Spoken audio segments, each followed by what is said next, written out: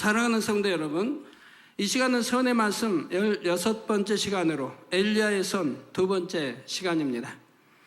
지난 시간에는 엘리야의 선 첫 번째로 본래부터 심히 겸비한 마음을 가졌고 자기 의가 없어서 어느 누구와도 부딪히지 않았던 점을 말씀드렸지요. 육으로 볼 때는 심히도 유약하고 우유부단한 사람처럼 보일 수도 있었으나 중심을 보시는 하나님께서는 엘리야의 마음에 담겨진 선의 좋은 점을 보셨고 그를 택하여 한 시대 큰 선지자로 세우셨습니다. 연단을 통해 강하고 담대한 면모를 갖추게 된 엘리야는 여호와 하나님의 이름으로 놀라운 이적과 기사를 나타내 보임으로써 우상 숭배에 빠진 이스라엘 백성들을 다시금 하나님께로 돌아오게 했지요. 이처럼 엘리야가 맡겨진 사명을 온전히 감당했을 때 하나님께서는 엘리사를 그의 후계자로 삼으시고 엘리야를 산채로 천국에 올리셨습니다. 불말이 이끄는 불병거를 타고 승천한 엘리야, 그 다음에 어떻게 되었을까요? 이 땅에 있을 때뿐만 아니라 천상에서도 계속되는 엘리야의 선, 그리고 하늘 영광을 다 버리고 이 땅에 내려오셨던 우리 예수님을 닮은 그의 지극한 선을 통해 깊은 감동과 은혜가 되시기를 바랍니다. 사랑하는 성도 여러분, 엘리야의 선 두 번째는 행함과 진실함으로 하나님을 사랑한 점입니다. 엘리야 선지자는 이 땅에서 사역을 이룰 때에도 늘 하나님과 교통했다 했습니다. 또한 깊은 기도를 통해 하나님께서 원하시는 뜻을 밝히 깨닫기 위해 노력했지요. 유약한 성품으로 하나님의 큰 일을 이루어내기 위해 그만큼 더 하나님께 매달려야 했고, 그러면 하나님께서는 위로부터 능력을 내려 주셔서 엘리야의 심령을 강하게 붙들어 주셨습니다.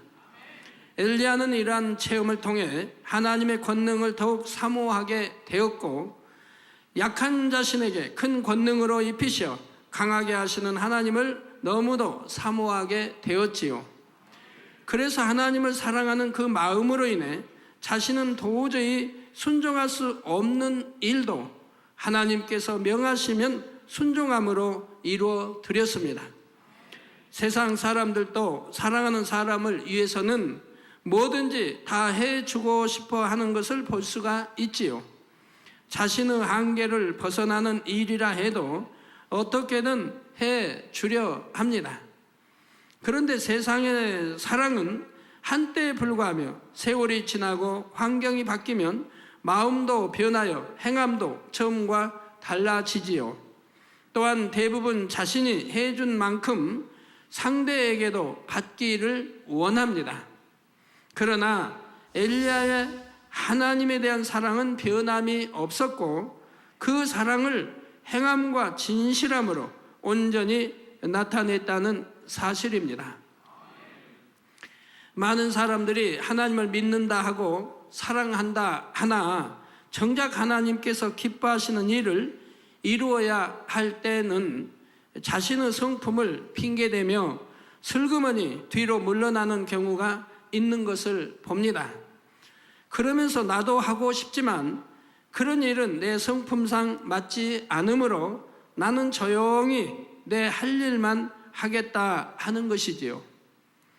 그러나 이러한 말을 하는 사람은 얼마나 중심에서부터 하나님을 믿으며 진실하게 하나님을 사랑하는지를 돌아보아야 합니다. 아버지 하나님께서는 믿는 자에게는 능치 못할 일이 없다 하셨고, 아버지 하나님에 대한 사랑이 뜨거우면 성품은 아무런 상관이 없기 때문이지요. 아버지 하나님의 사랑을 전하지 않고는 우리 주 예수 그리스도를 외치지 않고는 견딜 수 없는 심정이 되는 것입니다. 육으로는 심히 유약한 성품을 지닌 엘리야가 혈을 단신으로 바알 선지자 450인과 아세라 선지자 400인에게 불의 응답을 끌어내리는 대결을 제안했던 것을 한번 생각해 보십시오.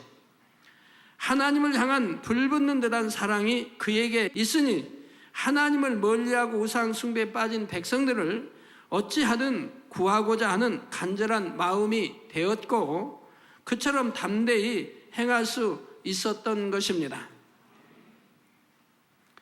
이것이 참으로 하나님을 사랑하는 것이요, 엘리야는 그 사랑을 행함과 진실함으로 나타내 보였던 것입니다. 또한 엘리야 선지자는 이러한 과정을 통해 하나님에 대해서 더 밝히 깨닫게 되었고 나름대로 정립할 수가 있었지요.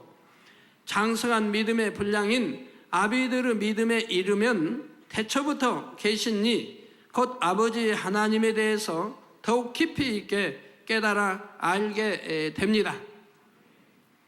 이처럼 엘리야는 이 땅에 있을 때에도 하나님에 대해 그 마음에 깊이 깨우침으로 심히도 사모하는 마음을 가졌던 것입니다. 그런데 산채로 들림받아 천국에 올라가 하나님을 눈앞에 친히 뵐 수 있게 되었을 때 엘리야의 마음은 얼마나 하나님에 대한 사랑으로 가득하게 되었을까요? 또한 이 땅에 있을 때도 나름대로 하나님에 대해 깨닫고 있었지만 천국에 올라가서는 삼위일체 하나님에 대해 밝히 깨닫고 확실히 정립하게 되었습니다. 정말 악이 없는 성결한 상태에서 쉬지 않고 늘 시간 따라 하나님께 기도하니 하나님과 밝은 교통이 이루어지기 때문에 이렇게 850원의 바알 또는 아세라 저들의 제사장들과 그들과 이런 참 겨룰 수 있는 그런 것이 되는 겁니다. 하나님의 교통하지 않는다면 내 임의대로 내 생각대로 그렇게 해서 되는 것이 아니라 이 말입니다. 하나님과 밝게 교통하니 하나님의 마음을 헤아리고 뜻을 헤아려서 이렇게 행할 때 그런 역사가 일어나는 것이고요. 성부 하나님뿐만 아니라 성자 성령 하나님에 대해서도 밝게 알게 된 것입니다. 그리고 성자 성령 하나님께서 맡으신 사명에 대해서도 알게 되었지요. 바로 성자 하나님은 구세주가 되시기 위해 이 땅에 내려오셔야 함을 알게 된 것입니다. 구세주가 되시기 위해서는 철저히 인생들과 같이 낮고 천한 몸을 입으셔야 하고 종국에는 화목제물로서 십자가에 달려 죽으셔야 하는 것을 알게 되었지요. 엘리야가 이 사실을 알게 되었을 때 엘리야는 주를 향한 사모함이 불붙는 것 같아 주를 위해서 내가 무엇이든 할 수 있나이다 라고 고백하게 되었다는 사실입니다. 아버지 하나님께서는 엘리야의 이 고백을 받으시고 주의 길을 예비하는 큰 사명을 주셨지요. 바로 산채로 들림받아 하나님의 곁에 있던 엘리야로 하여금 다시 이 땅에 태어나 주의 길을 예비하도록 한 것입니다. 이처럼 천상의 엘리야로 말미암아 아버지 하나님의 세우신 계획은 구약의 선지자들을 통해 예언이 되었지요. 바로 이사야 40장 3절에 보면 외치는 자의 소리여 가로되 너희는 광야에서 여호와의 길을 예비하라 사막에서 우리 하나님의 대로를 평탄케 하라 했습니다. 또한 말라기 4장 5절에서 6절에는 보라 여호와의 크고 두려운 날이 이르기 전에 내가 선지 엘리야를 너희에게 보내리니. 자, 너희에게 보낸다 하나님이 말씀하시는데 그럼 어디에서 보내겠습니까? 음부에서 올려보내겠습니까? 아니지 않습니까? 하늘에서 좀 내려보낸다는 거죠.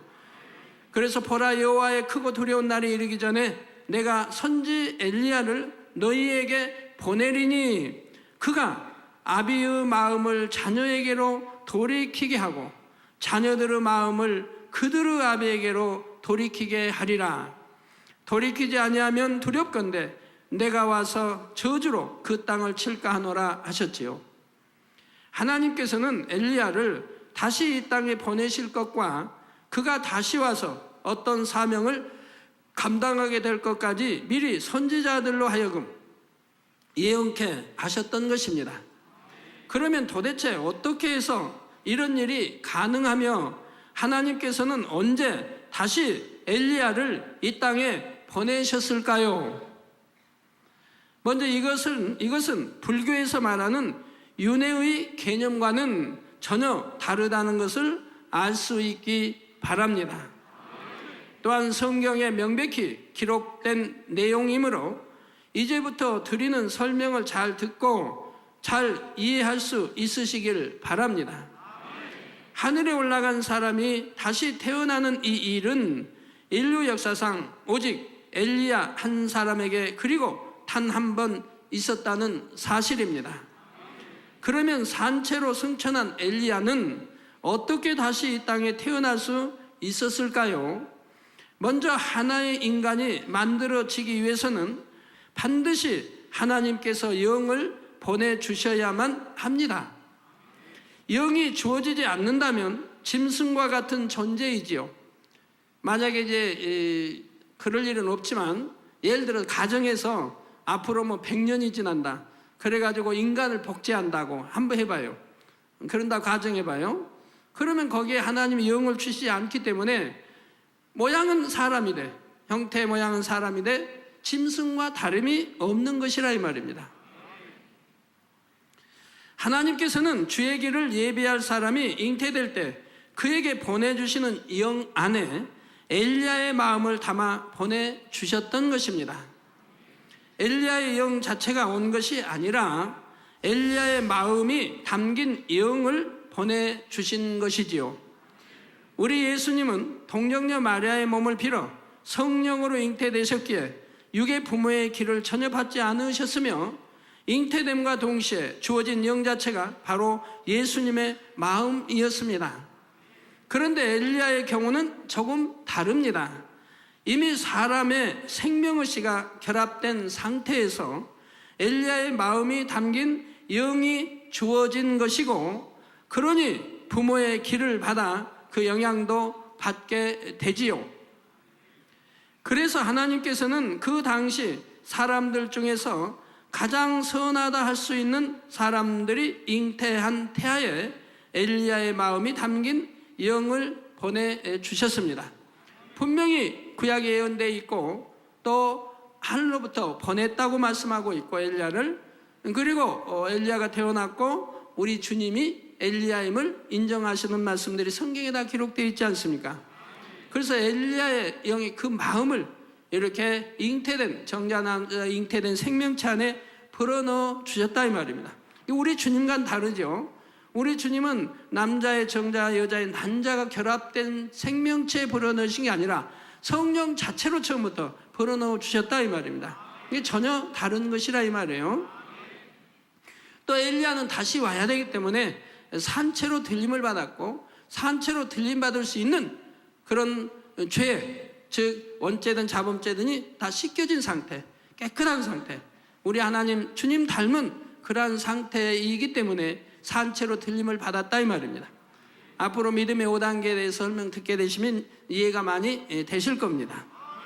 이렇게 태어난 사람이 과연 누구일까요? 성경에 구약에 많은 선지자가 있고 신약에도 여러 제자들과 사도들이 있지만 유독 하나님께로서 보내심을 받은 사람이 낫다하고 기록된 인물이 나오지요. 바로 요한복음 1장 6절의 세례 요한입니다.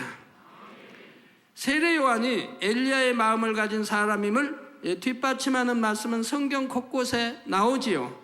오늘 본문 누가복음 1장 17절에도 보면 저가 또 엘리야의 심령과 능력으로 주 앞에 앞서가서 아비의 마음을 자식에게 거스리는 자를 의인의 슬기에 돌아오게 하고 주를 위하여 세운 백성을 예비하리라 했습니다.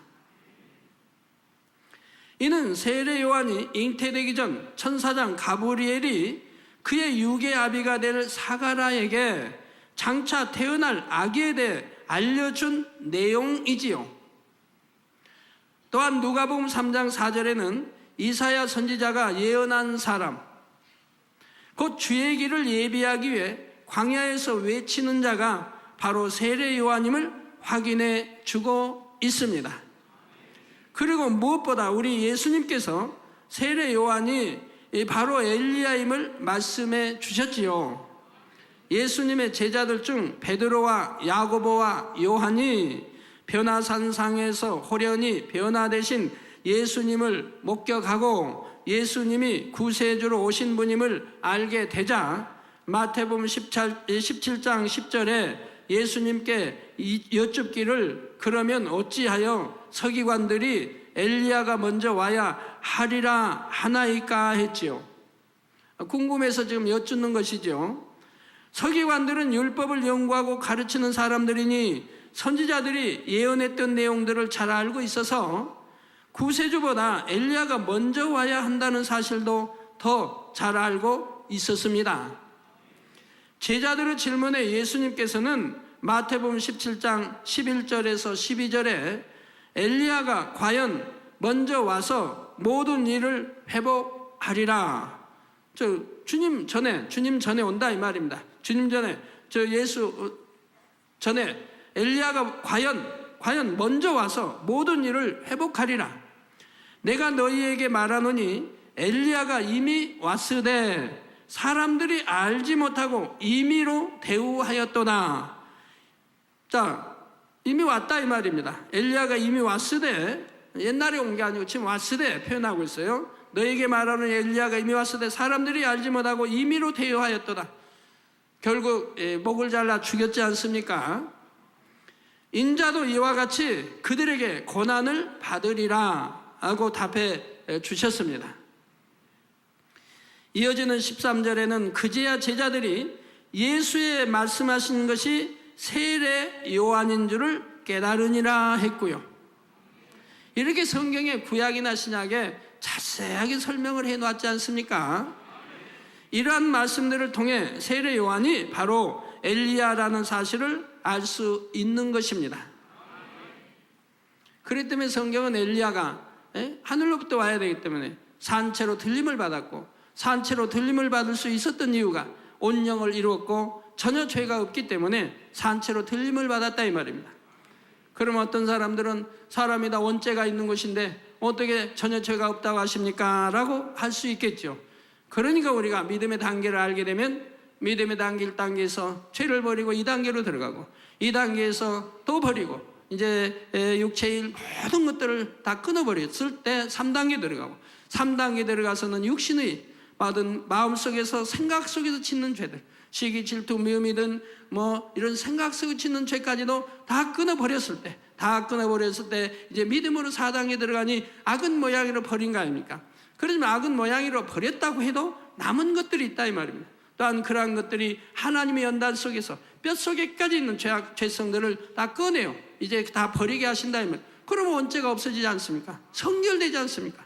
악은 모양도 없이 성결된 원죄가 아주 없어지면 그런 상태가 되지 않습니까? 그걸 이제 온영이라고 한다 이 말입니다. 온영이라 하는데 영은 영이 돼. 또 온영이 된다 이 말입니다. 그럼 이 온영은 흠과 티가 없다 이 말입니다. 그래서 성경에 말씀한 대로 예수께서 강림하실 때 우리 데리러 오실 때 너희 온영과 혼과 몸이 주 예수 그리스도의 강림하실 때 흠 없게, 지금 이미 흠 없게 만들어 놨다 이 말입니다. 이걸 보존하라는 거죠. 흠 없게 보존되기를 원한다고 말씀하신 게 바로 그거입니다. 흠이 없다 이 말입니다. 그래서 그렇게 흠 없는 것이 무엇인지 이제 믿음의 5단계에서는 또 구체적으로 설명이 되어지겠지요. 여러분들은 나는 악은 모양도 없는데 내게 뭐가 흠이 있어 내가 아직 온영으로 들어가지 못하는 것일까 할 때 이제 믿음의 5단계 설명에서 그런 것들이 설명이 되어진다 이 말입니다. 내가 보기에는 흠이 아닌 것도 흠이 될 수 있는 것이고, 내가 보기에는 나는 참 이제 악이 없다고 생각해도 내 안에 만들어진 틀이 있으니, 진리로 만들어진 틀이 또 있으니, 그러한 틀이 또 어떤 사람은 강한 사람이 있고, 나 이런 것들이 있으니 이러한 것이 또 깨어지기 전에는 모두와 화평함을 이룰 수 있는 것도 아니지요. 그런 것이 다 깨어져야 모두와 두루두루 화평함을 이룰 수 있는 것이지요. 그래서 정말 하나님이 원하시는 온영의 사람이라면 얼마나 흠도 티도 없는 깨끗한 사람이겠습니까? 우리 예수님은 근본 하나님의 본체로서 아무 흠이나 점도 티도 없으신 참 빛이십니다. 이처럼 참 빛이신 예수님의 길을 예비하는 사람이라면 얼마나 깨끗하고 온전해야 하겠는지요. 우리 성도님들이, 우리 주의종님들, 일꾼들이 성도님들을 좋은 천국에 인도하려면 말로 가르치는 게 아니라 이제 3천층, 아니 예를 들어 믿음의 3단계, 믿음의 4단계로 들어와야 됩니다. 이렇게 해서 믿음의 5단계로 들어와야 됩니다 하고 본인은 믿음의 2단계 있다면, 믿음의 3단계 있다면 가르칠 수가 없지 않습니까? 본인은 행치 아니하면서 지식으로만 가르치게 되니 한이 되는 거지요. 그러니 부지런히 우리 주의종들이 믿음의 4단계, 5단계로 들어와야 된다 이 말이에요. 들어오지도 않냐고 가르치기만 하면 우리 예수님이 외식하는 자들이라고 했죠. 자기들은 행치도 않으면서 가르친다 이 말입니다. 그러니까 부지런히 하나님이 이 말씀들을 가르쳐야 할 텐데 믿음의 4단계, 못해도 4단계, 믿음의 5단계로 들어와야 한다 이 말입니다. 그래야 가르칠 수 있고 천국이 새 예루살렘이 3천층이 있음을 가르칠 수 있고 그곳으로 들어와야 한다고 가르칠 수 있는 거 아닙니까? 아니면 예수님 말씀한 대로 외식하는 자가 돼버리고 만다 이 말이에요. 본인은 모세의 율법, 즉 하나님 말씀을 들어 알면서도 행치도 않으면서 가르치기만 한다 이 말이에요. 그런 분들이 이제 없애야겠죠.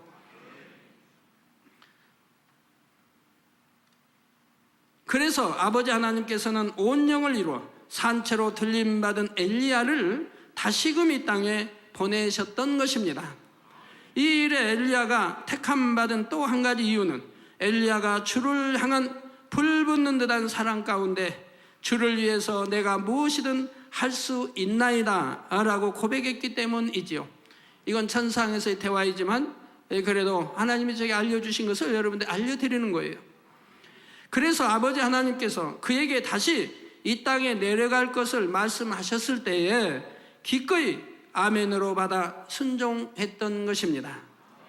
엘리야는 이 땅의 삶을 살아보았고 천국의 영광 또한 누리고 있었기에 다시 이 땅에 내려오는 것이 무엇을 의미하는지 너무도 잘 알고 있었습니다. 그러나 엘리야는 주께서 겪으신 일을 생각하면 주를 향한 사랑이 불붙는 것 같아 주를 위해 이 죄악의 땅에 다시 내려오는 것이 조금도 꺼려지지 않았고 오히려 기쁨과 감사함으로 받았지요. 하나님께서는 이처럼 엘리야가 말과 혀로만이 아니라 행함과 진실함으로 그 사랑을 온전히 나타내는 것을 지극한 선으로 여기셨던 것입니다. 그런데 오늘날 많은 사람들이 어떻습니까?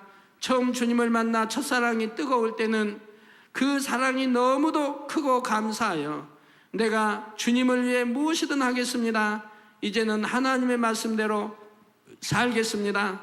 심지어는 내 생명도 드릴 수 있고 내 전부를 주님을 위해 드리길 원합니다 라고 고백하는 이들도 있지요. 저는 그렇게 고백하는 분들 많이 보았습니다.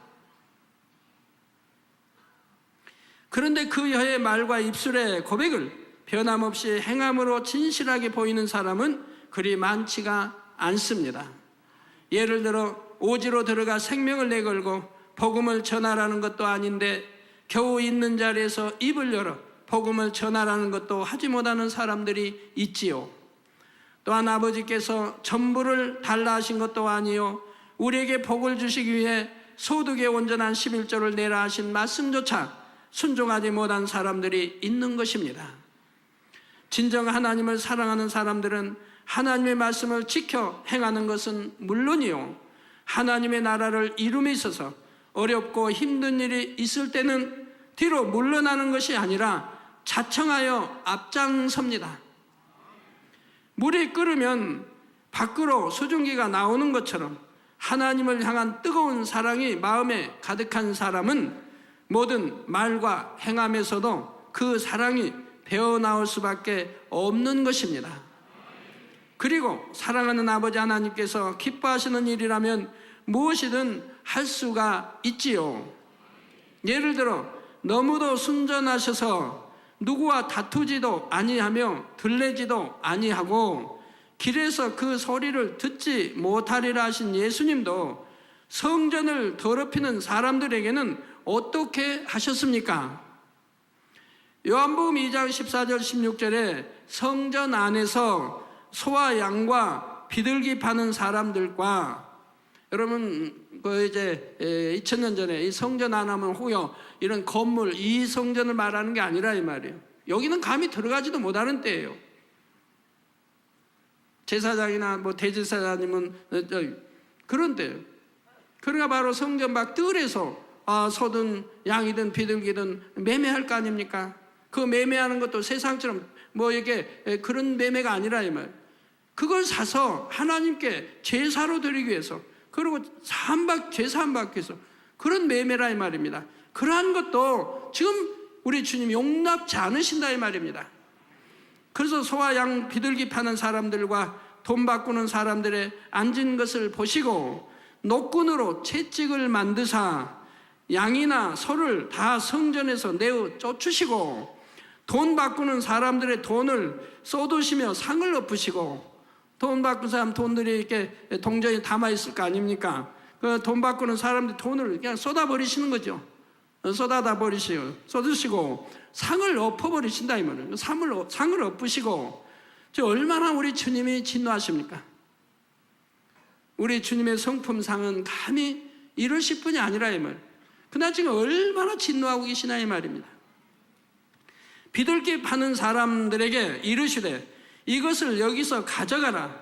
내 아버지의 집으로 장사하는 집을 만들지 말라 하시니 했죠. 그리고 이것들을 지켜보던 제자들이 성경 말씀에 주의 전을 사모하는 열심이 나를 삼키리라 한 것을 기억하더라고 요한복음 2장 17절에 나옵니다.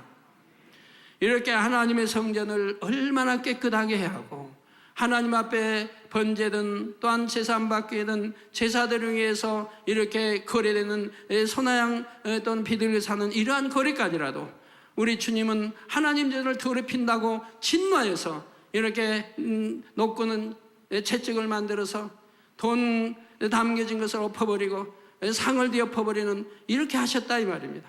얼마나 우리 주님이, 얼마나 하나님이 진노하신다는 것을 말씀하고 있는 것이라 이 말입니다. 그런데 이 거룩한 하나님의 성전에서 다툼이 있다든가 혈기를 낸다든가 좋지 않은 말이 오고 간다든가 또는 욕설이 오고 간다든가 해도 용납받기 어려워요. 그래서 하나님이 누누이 옛날부터 말씀, 거룩한 성전 안에서는 세상 말 해도 안 되고 돈 버는 말 해도 안 되고 어떤 잡담이든 이 비진리 말을 해서는 안 된다고 개척 때부터 저에게 무수히 말씀해 주셨어요. 그러지 않으면 하나님의 진노, 하나님이 기뻐하지 않으신다. 자, 예수님께서는 아버지 하나님을 너무도 사랑하기에 아버지의 성전이 더럽혀지는 것을 볼 때 가만히 계실 수가 없으셨습니다. 우리 예수님은 그 누구보다도 성품이 온유하시고 겸손하신 분입니다. 그런데도 아버지를 사랑하는 마음 까닭에 이처럼 담대하게 행하실 수 있으셨지요. 그러니 그 어느 누가 하나님의 일을 이룸에 있어서 자신의 성품이나 환경을 핑계댈 수 있겠는지요.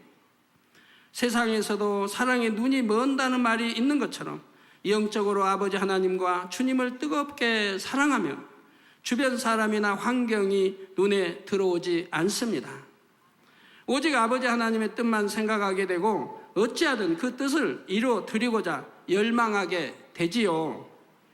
성도 여러분, 저도 처음 하나님을 만나서 하나님의 사랑을 체험한 후로 오늘날까지 변함없이 하나님을 사랑합니다.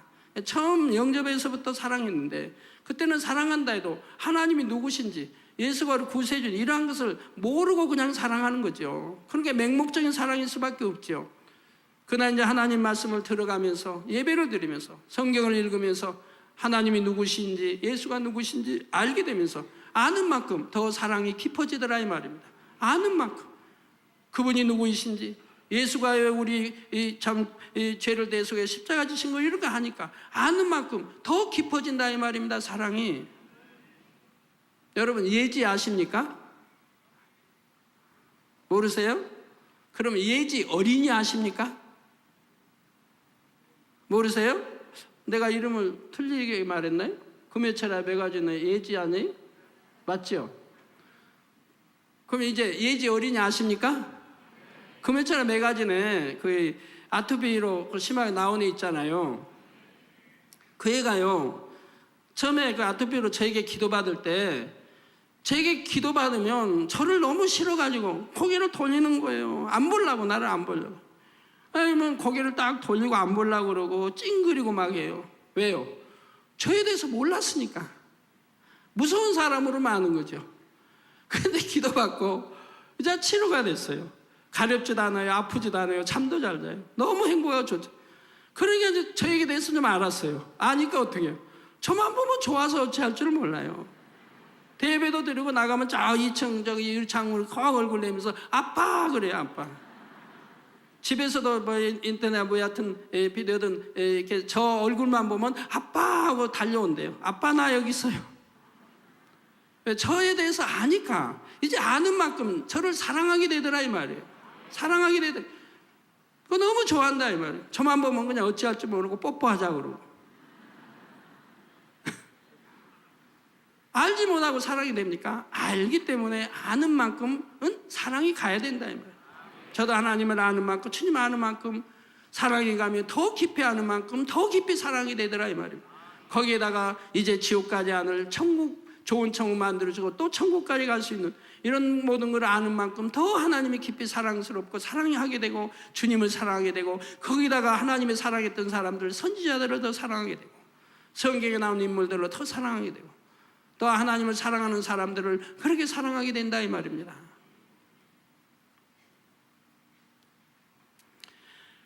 (7년간의) 병고 끝에 하나님의 능력으로 단번에 건강함을 얻어 죽음 앞에서 영생을 맛보게 된 저에게는 아버지 하나님이 저의 전부가 되셨지요.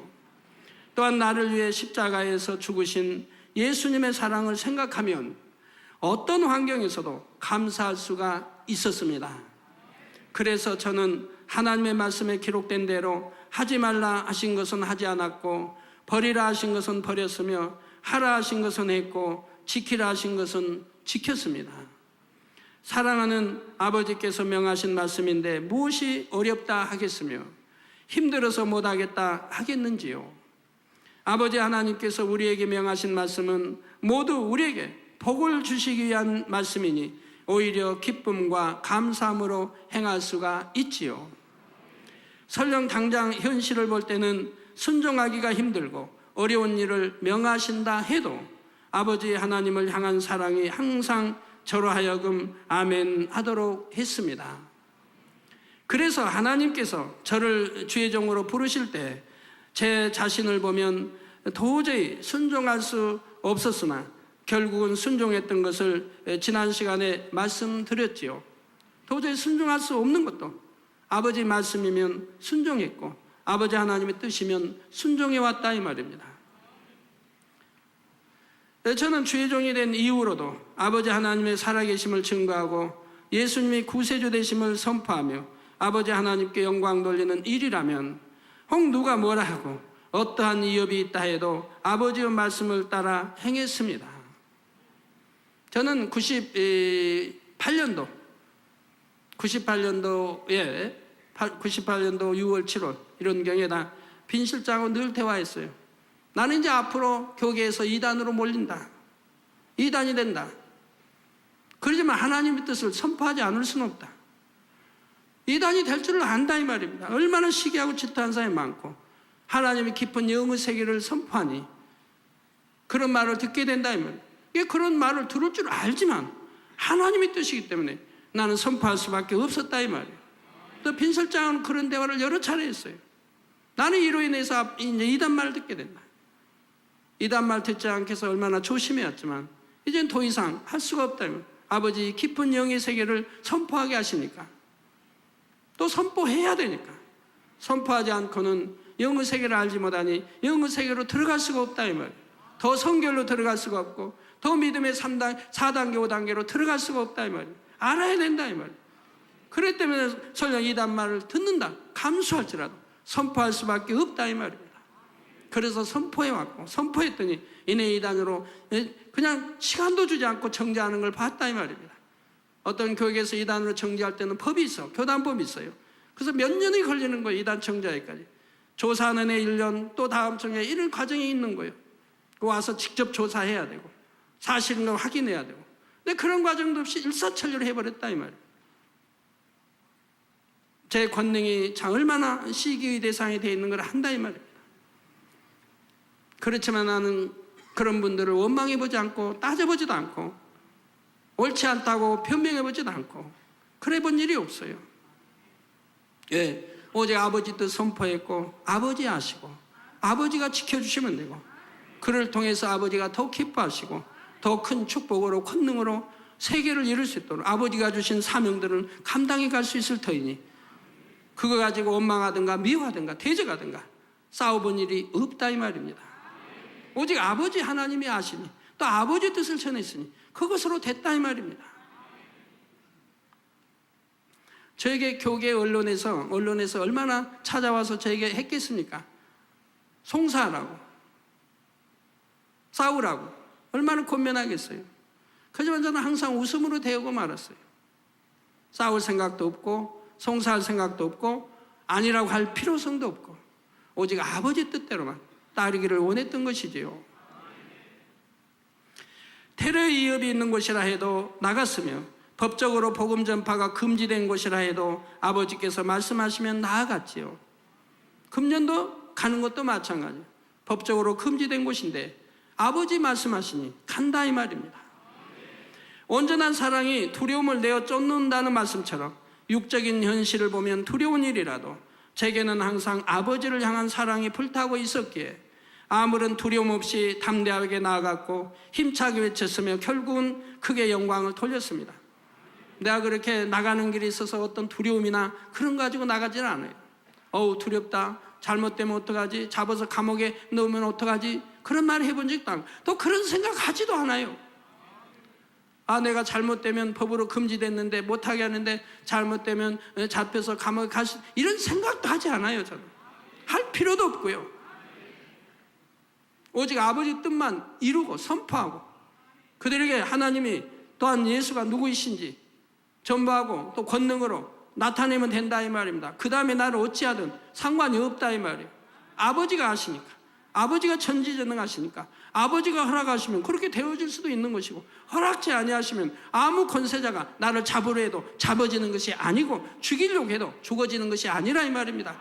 그러니 내일 일을 미리 생각하며 두려워할 이유가 하나도 없다 이 말입니다. 오늘 일은 오늘로, 오늘 걱정은 오늘로 족하다 이 말입니다. 그렇게 그 신앙생활이 우리 주님 말씀한 대로 참이라 이 말이에요. 이런 신앙생활인데 그런 영적인 그런 죽고 사는 문제도 아닌데 육적인 어떤 가지고도 내일 모레일을 걱정하며 근심하고 걱정하고 끙끙대며 나가는 분들, 우리 주님은 내일 일 염려하지 말라고 하잖아요. 오직 하나님 나라 의를 먼저 구하라. 내일 일 걱정하지 말라는 게 오늘 걱정 오늘로 족하다고 하시잖아요. 그런 참 믿음이 되시기 바라요. 또한 오늘날까지 하나님의 나라를 이룸에 있어 저의 시간과 물질과 제가 가진 모든 것을 아버지께 드리고 또 드려왔지요. 가진 모든 것을 다 드려왔을 뿐만 아니라 없을 때는 믿음으로 구하여 드려왔습니다. 그래도 항상 더 드릴 수만 있다면 더 드리고 싶은 마음이지요. 왜냐하면 아버지 하나님을 너무도 사랑하고 내 구주 예수님을 너무도 사랑하기 때문입니다. 앞으로도 그렇습니다. 아버지께서 대성전 건축이라는 큰 사명을 주셔서 그것을 이루어드리기 위해 지금까지 기도해 왔지요. 그 사명이 너무도 크고 사명을 받은 때부터 온전히 이루기까지는 오랜 시간이 걸린다 해도 아버지 내게 어찌 이런 큰 짐을 오래도록 지우시나이까 한 적이 없습니다.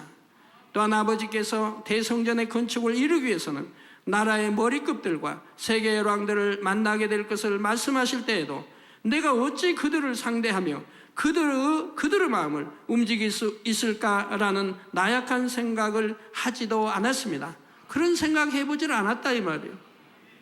어떻게 여러분들이 한 교회를 보고 또 나를 보고 찾아올 수 있을까? 한 목회자를 보고 그런 생각 해보지도 않았다 이 말입니다. 오직 믿음으로 기도했고 아버지 말씀하셨으니 때가 되면 반드시 그대로 이루어지리라고 믿었다 이 말입니다.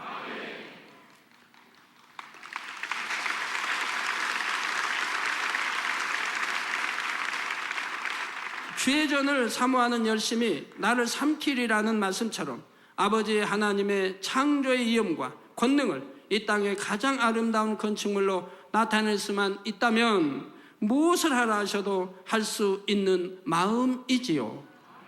아버지 하나님을 믿는 믿음 위에 아버지에 대한 사랑이 더하여지면 내가 무엇이든 할 수 있나이다 고백하게 되고 행함과 진실함으로 그 사랑을 나타내게 된다는 사실을 마음에 새기시는 여러분이 되시기를 바랍니다. 지금 저녁 예배 올라오는데 이정선 목사님이 이런 말씀해요. 당회장님, 아침에 간증해드린 그분, 본인이 기도해주면서도 본인도 믿지 않았다는 거예요. 왜? 이미 엉망이 됐어요. 썩은 냄새가, 속에서 썩은 냄새가 진동을 하는 거예요. 오장육부 모든 게 썩어버렸다. 병원에서 썩어버렸다. 그 죽을 수밖에 없어. 살 수가 없다. 뭐 어떻게 할 수가 없다. 그러니까 장례 준비하라. 그러니까 본인이 손수건을 기도해주면서도 안 믿었대. 믿고 기도해줬으면 더 좋았을 텐데. 너무 이거는 너무 그냥 막 오장육부가 다 썩어내렸다니까. 그 의사가 이제는 뭐 포기하고 어때 할 수 없다.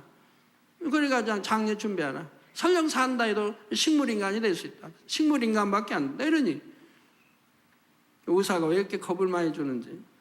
의사로서는 진실을 말하는 거죠. 그래서 참 본인도 믿음 가지고 기도한 거 아닌데 기도 먹고 나서 그렇게 역사가 돼버리니까 너무 놀랐죠. 그럼 거기다가 또 그 가정의 축복까지 임했나 봐요. 거기 병원비가 뭐 입원해 있고 뭐 병원비가 뭐 2천만 원이 된대. 돈이 없다 이 말이 2천만 갚을 돈이. 근데 뭐 오늘 그랬는지 뭐 연락을 받았다고 해요. 영세문으로 돼버렸다 이 말이에요. 영세문으로 돼가지고 2천만 원이 감해져 버렸다는 거예요.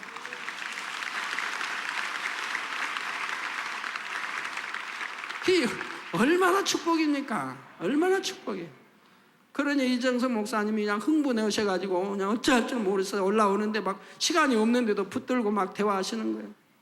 결론을 말씀드립니다. 사랑하는 성도 여러분, 이 시간은 엘리야의 선 두 번째로 행함과 진실함으로 하나님을 뜨겁게 사랑한 점을 말씀드렸습니다.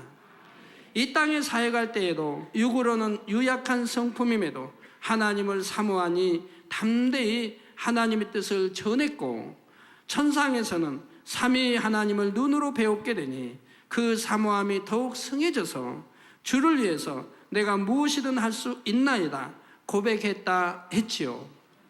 그리고 엘리야는 그 사랑의 마음을 행함과 진실함으로 온전히 나타내 보였습니다. 그 사랑의 마음을 다시 이 땅에 내려와서도 어떻게 변함없이 나타내 보였는지에 대해서는 다음 선의 말씀 마지막 시간에 말씀드리도록 하겠습니다. 이 선의 말씀 17편으로 마치게 될 것입니다. 이 선의 말씀 하려면 계속 많죠. 정말 선한 여인들도 많은데 계속 거기다 시간을 다 투자할 수 없기 때문에 다음 주일로 해서 선에 대해서 마치도록 하겠습니다. 그것도 17편이에요. 우리는 엘리야의 하나님을 향한 사랑의 선을 통해 진실한 사랑 앞에서는 어떤 이유도 핑계도 필요가 없음을 느낄 수가 있습니다. 더구나 지금은 성령께서 마음 가운데 내주하시며 늘 우리의 연약함을 도와주시지요. 그리고 로마서 8장 37절에도 그러나 이 모든 일에 우리를 사랑하시는 이로 말미암아 우리가 넉넉히 이기느니라 말씀하셨습니다.